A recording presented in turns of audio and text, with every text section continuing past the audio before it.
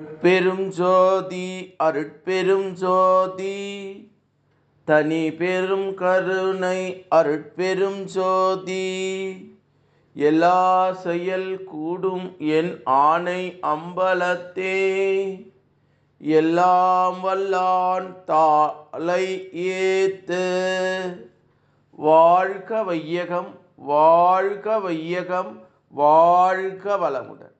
குரு வாழ்க குருவே துணை. அருட்பெரும் ஜோதி அகவல் உரை விளக்கம். என்றோ எனினும் இளமையோடு இருக்க நன்றே தரும் ஒரு நாண மாமருந்தே என்று திரு அருள் பிரகாச வள்ளலார் ராமலிங்க சாமிகள் பாடக்கூடிய ஒரு அற்புதமான அகவல் வரி பாடல். இதனுடைய உரை விளக்கம். வயது ஏற ஏற இளமை மாறி முதுமை ஏற்படுகிறது. ஆனால் என்றும் இளமை மாறாது இருக்கும்படி நம்மை தருகின்ற ஒப்பற்ற நாண மாமருந்தே என்று பேராசிரியர் பாலசுப்ரமணியம் ஐயா அவர்கள் சொல்லக்கூடிய ஒரு அற்புதமான உரை விளக்கம்.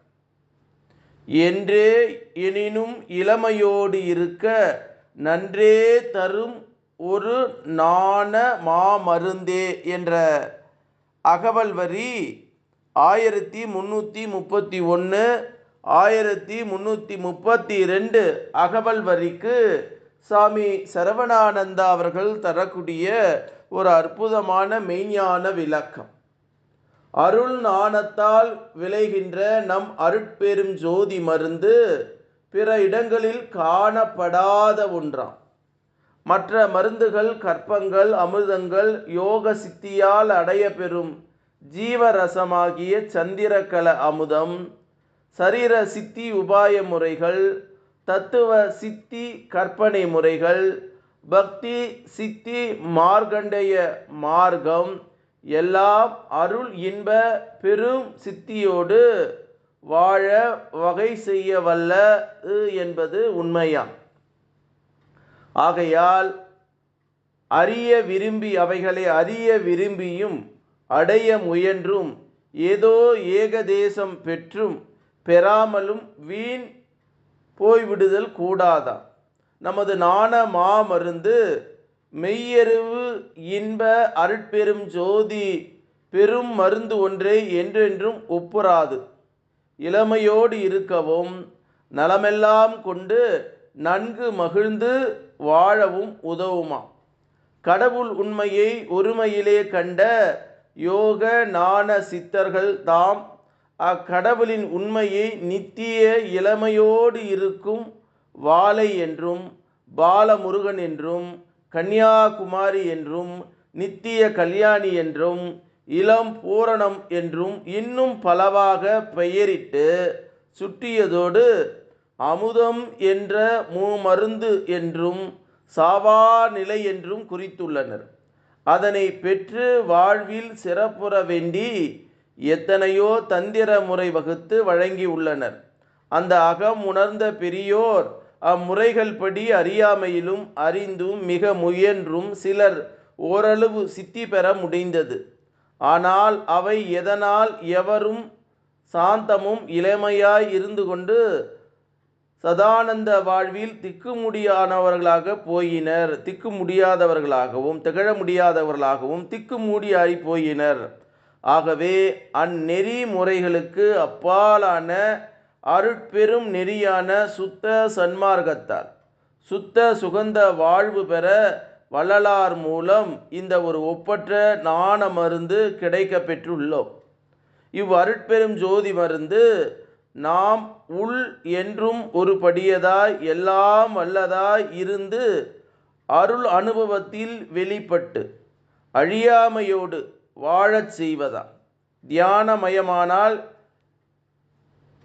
போசிப்பு என்றும் மாறும் என்றபடி அகத்தே அவ்வொளியை நினைந்து நினைந்து நினைந்து முடிவில் அதுவாய் நிற்றல் உணர்வும் உயிரும் உடலும் அருள் ஒளிமயமாகி நித்தியமாய் விளங்கத் தொடங்குவதும் ஆகையால் இந்த சுத்த சன்மார்க்க நெறி என்ற மனிதனை என்றும் இளமையோடு சர்வ சித்தியோடு விளங்கச் செய்ய வல்லதாம்.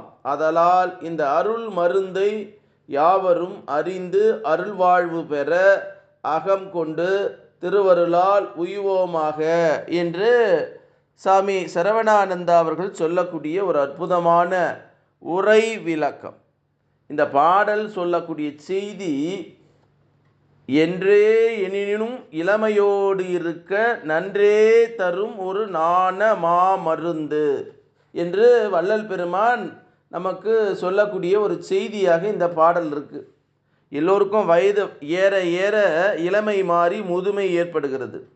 ஆனால் என்றும் இளமை மாறாது இருக்கும்படி நம்மை தருகின்ற ஒப்பற்ற நாண மருந்து அப்படின்னு பேராசிரியர் பாலசுப்ரமணியம் ஐயா அவர்கள் சொல்லக்கூடிய ஒரு அற்புதமான தீர்க்க தரிசனமான வார்த்தைகள்.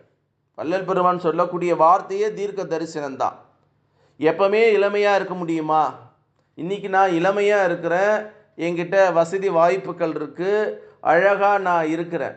ஆனால் என் முதுமை என்கின்ற ஒன்று வருகிற போது என் உடல் குன்றி அந்த இளமை போய் முதுமையாக மாறுது. அப்போ இளமையாக இருப்பதற்கு நம்ம என்ன செய்யணும்? அதைத்தான் சித்தர்கள் காயகல்பன்றாங்க. என்ன காயகல்பம்? அதைத்தான் நம்மளுடைய சிவவாக்கிய சித்தர் பாடுகிற ஒரு அற்புதமான பாடல். உருத்தெருத்த நாடியை ஒடுக்குகின்ற வாயுவை கருத்தினால் இருத்தியே கபாலமேற்ற வல்லீரே விருத்தரும் பாலராலாம் மேனியும் சிவக்க கண்டீர் அருள் தரித்த ஐயன் பாதம் அம்மை பாதம் உண்மை உண்மை உண்மைன்னு பாடுறார்.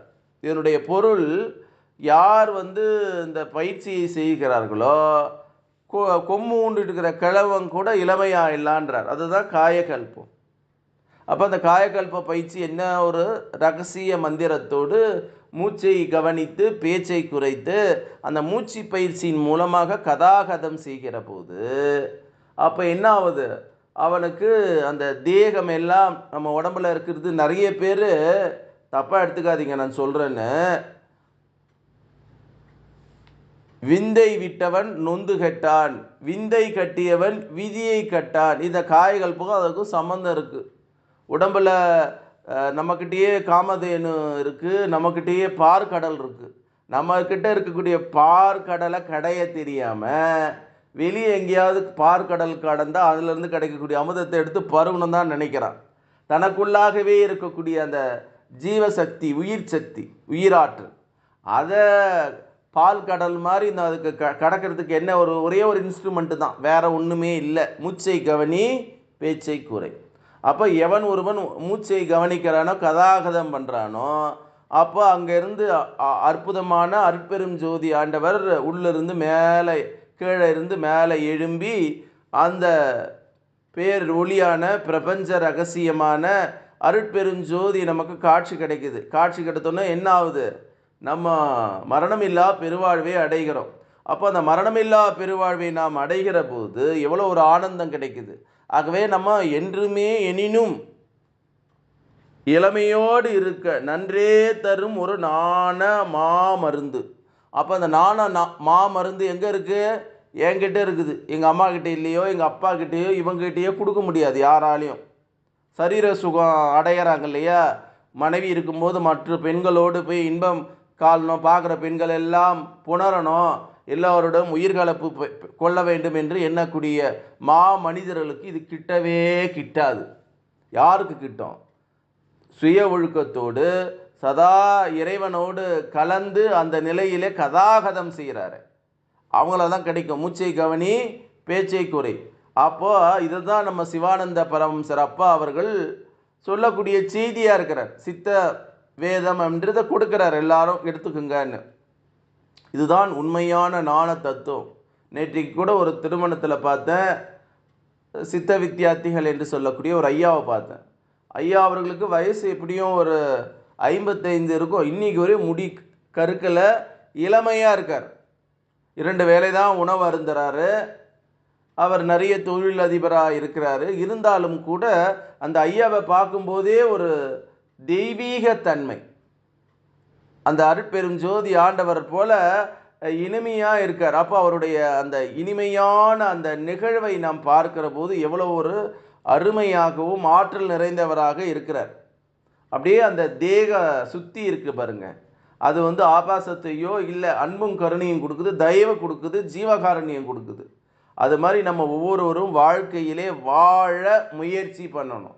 அப்போ அந்த முயற்சி பண்ணனா என்ன இருக்கணும்? என்றும் எனினும் இளமையோடு இருக்க நன்று தரும் ஒரு நாண மாமருந்தே என்று வள்ளல் பெருமான் சொல்ல வாழ்க்கையை நாம் வாழ வேண்டும் என்று சொல்லி, அருட்பெரும் ஜோதி அருட்பெரும் ஜோதி தனிப்பெரும் கருணை அருட்பெரும் ஜோதி எல்லாம் செயல் கூடும் என் ஆணை அம்பலத்து எல்லாம் வல்லான் தாளே ஏத்து இன்று வருமோ நாளைக்கு வருமோ அல்லது மற்ற என்று வருமோ அறியேன் எம் கோவே துன்று மலை வெம்மாயற்று வெளிக்குள் வெளி கடந்து சும்மாயிருக்கும் சுகம் என்று பாடி அருளிய வள்ளல் பெருமானுடைய திருவடியை வணங்கி எல்லா உயிர்களும் இன்புற்று வாழ்க, வள்ளல் மலரடி வாழ்க வாழ்க, கொல்லா நெறி குவளையமெல்லாம் ஓங்குக என்று பாடி அருளச் செய்த திரு அருள் பிரகாச வள்ளலார் ராமலிங்க சாமிகளின் திருவடியை தொட்டு வணங்கி,